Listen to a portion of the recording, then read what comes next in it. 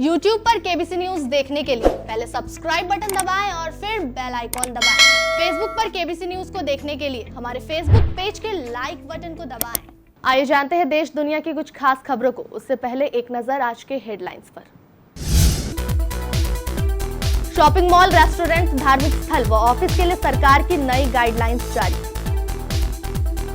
बदल जाएगा भगवान के दर्शन का तरीका। 8 जून से इन नियमों के साथ खुलेंगे मंदिर। तबलीगी जमात से जुड़े 2550 विदेशियों के 10 साल तक भारत आने पर रोक। दिल्ली हिंसा से भी जुड़े निजामुद्दीन मरकज के तार। क्या चीन को जवाब देने के लिए जम्मू श्रीनगर हाईवे पर हो रहा है हवाई पट्टी का निर्माण। अमेरिका में हालात बेकाबू। विरोध प्रदर्शन रोकने के लिए वॉशिंगटन में तैनात की गई सेना। नेपाल सरकार ने अपने नागरिकों को वापस लौटने की इजाजत दी। खोली सीमाएं। सोने की हाजिर कीमतों में आई गिरावट। चांदी भी लुढ़की। जानिए क्या रहे भाव। रिंकिया के पापा के म्यूजिक डायरेक्टर धनंजय मिश्रा का निधन। भोजपुरी फिल्म इंडस्ट्री में शोक की लहर। शाहरुख खान की बेटी सुहाना ने मॉम गौरी संग कुछ ऐसे उठाया बारिश का लुत्फ। तस्वीरें हुई वायरल। युवराज सिंह को भारी पड़ गया ये कमेंट। पुलिस में दर्ज हुई शिकायत। लॉकडाउन के बाद अब देश धीरे धीरे खुल रहा है। 8 जून से होटल, रेस्टोरेंट और धार्मिक स्थल आम लोगों के लिए खुल जाएंगे, लेकिन यहां जाने के लिए आपको नियमों का पालन करना होगा। इसके लिए केंद्र सरकार ने गाइडलाइन जारी कर दी। बता दें कि गृह मंत्रालय ने कंटेनमेंट जोन को छोड़कर देश के बाकी हिस्सों में धर्मस्थलों, मॉल, रेस्टोरेंट और होटल खुलने की अनुमति दी। अनलॉक 1 के तहत 8 जून से इन जगहों को खोलने की सरकार ने इजाजत दी थी। केंद्रीय स्वास्थ्य और परिवार कल्याण मंत्रालय ने गुरुवार को कामकाज को लेकर गाइडलाइन जारी की। इसमें कहा गया कि गर्भवती महिलाएं, 65 साल से ऊपर के लोग, ऐसे लोग जिन्हें पहले से गंभीर बीमारियां हैं, वे काम पर जाने से बचे। वर्क प्लेस पर शारीरिक दूरी, सफाई, सैनिटाइजेशन की बात भी गाइडलाइन में कही गई है। इसमें कहा गया है कि दफ्तरों में थूकने पर पूरी तरह से प्रतिबंध लगाया गया है। मोदी सरकार ने कोरोना वायरस को रोकने के लिए देश में लॉकडाउन कर रखा था। हालांकि मोदी सरकार ने लॉकडाउन 5 में 8 जून से धार्मिक स्थलों, मॉल समेत अन्य सार्वजनिक स्थलों को खोलने की इजाजत दे दी। अब केंद्रीय स्वास्थ्य मंत्रालय ने धार्मिक स्थलों के लिए SOP जारी किया है।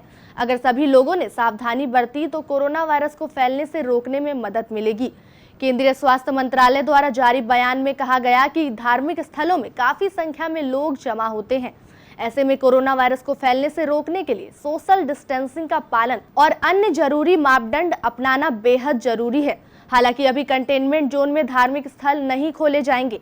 फिलहाल कंटेनमेंट जोन से बाहर के धार्मिक स्थलों को ही खोलने की इजाजत होगी। तबलीगी जमात की गतिविधियों में शामिल 2550 विदेशियों के भारत आने पर 10 साल की सरकार ने रोक लगा दी है। सूत्रों के हवाले से गुरुवार को यह जानकारी दी। इससे पहले उत्तरी दिल्ली में इस साल 24 फरवरी को हुई हिंसा के मामले में पुलिस ने नई चार्जशीट पेश की थी। इसमें कहा गया था कि हिंसा के तार तबलीगी जमात और यूपी के दारुल उलूम देवबंद से जुड़े हैं।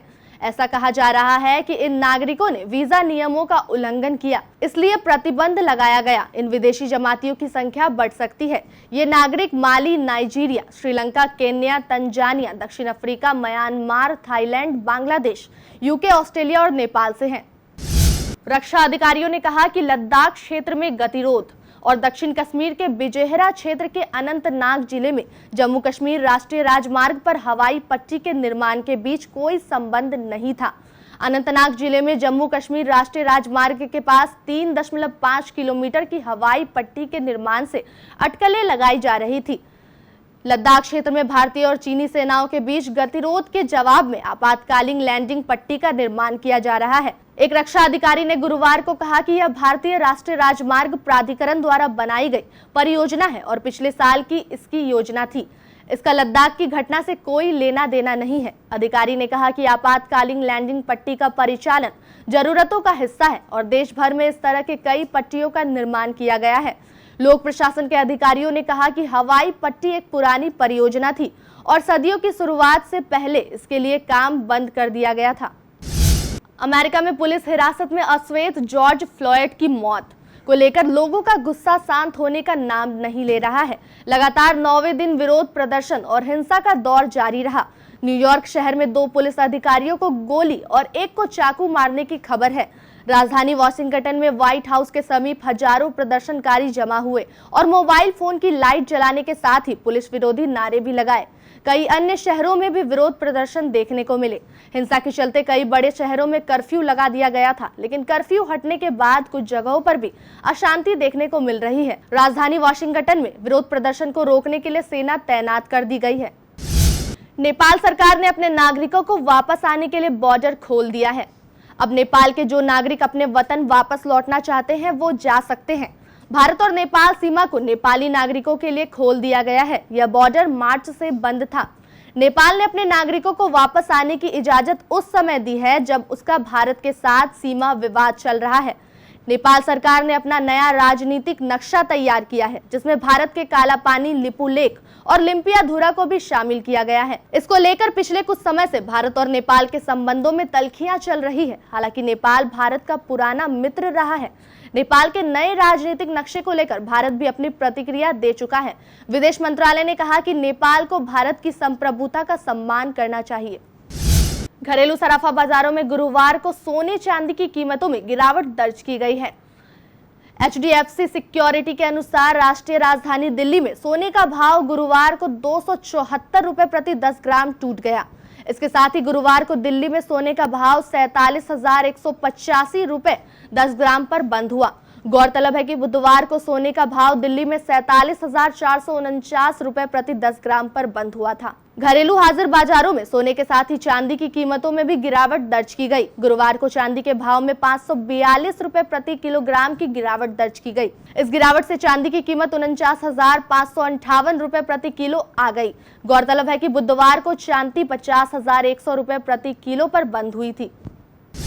बॉलीवुड संगीतकार वाजिद खान की मौत के कुछ ही समय बाद बॉलीवुड इंडस्ट्री को एक और बड़ा झटका लगा। भोजपुरी फिल्म इंडस्ट्री में जाने माने संगीतकार धनंजय मिश्रा का निधन हो गया। इस खबर के बाद भोजपुर फिल्म इंडस्ट्री में शोक की लहर है। रिपोर्ट्स की माने तो गुरुवार सुबह 7 बजे मुंबई में उनका निधन हुआ। धनंजय ने कई भोजपुरी फिल्मों के लिए संगीत दिया, जिसमें लव मैरिज, जय वीरू, दबंग सरकार, संघर्ष, नागराज, कसम पैदा करने वाले की, भूमिपुत्र, दरोगा जी, चोरी हो गई, श्रीमना, ड्राइवर बाबू जैसी फिल्में शामिल हैं। शाहरुख खान की बेटी सुहाना खान सोशल मीडिया की फेवरेट है। सुहाना की तस्वीरें अक्सर फैंस काफी पसंद करते हैं। अब सुहाना की एक फोटो वायरल हो रही है, जिसमें वो अपनी मॉम गौरी खान के साथ बारिश का लुत्फ उठाती नजर आ रही है। सुहाना के फैंस क्लब की ओर से तस्वीरें सोशल मीडिया में पोस्ट की गई। तस्वीरों में गौरी और सुहाना को मन्नत की बालकनी में बैठे हुए देखा जा रहा है। गौरी चाय पी रही है, जबकि सुहाना टेबल पर पैर रखे हुए है।